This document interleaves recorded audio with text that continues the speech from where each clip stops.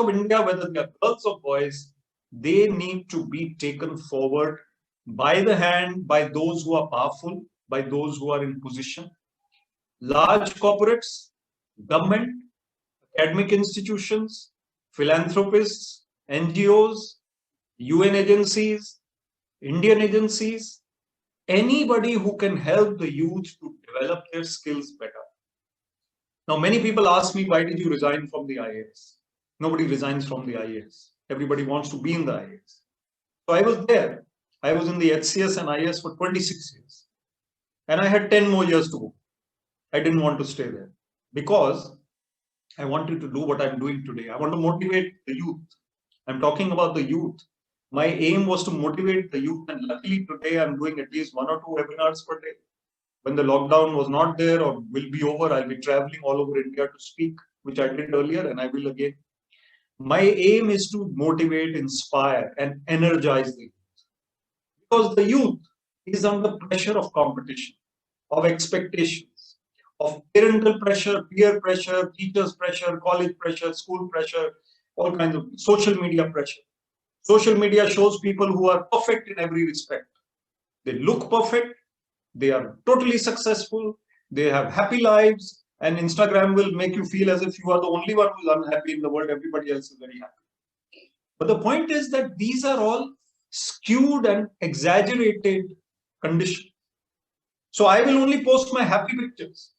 I will only post my good looking pictures. I will not post a picture where I'm looking funny or something.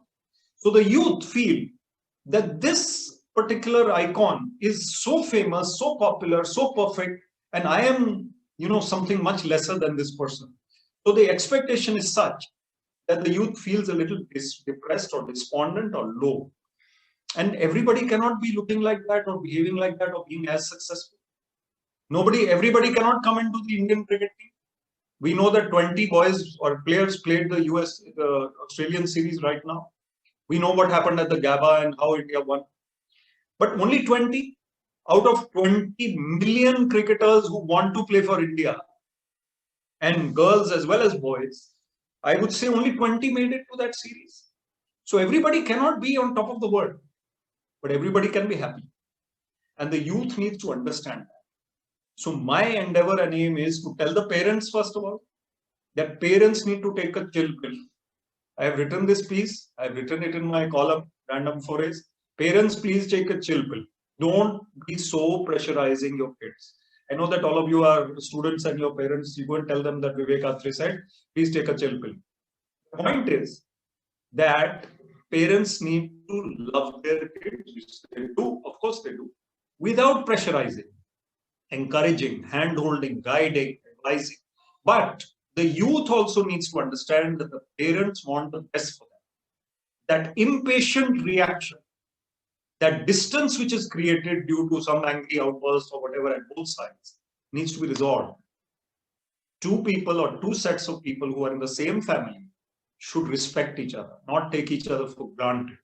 And that is how the youth can progress. Parents and youth should work together. They are one team. They are not in opposing teams. And teachers have the role of inspiring the youth and guiding them and advising them.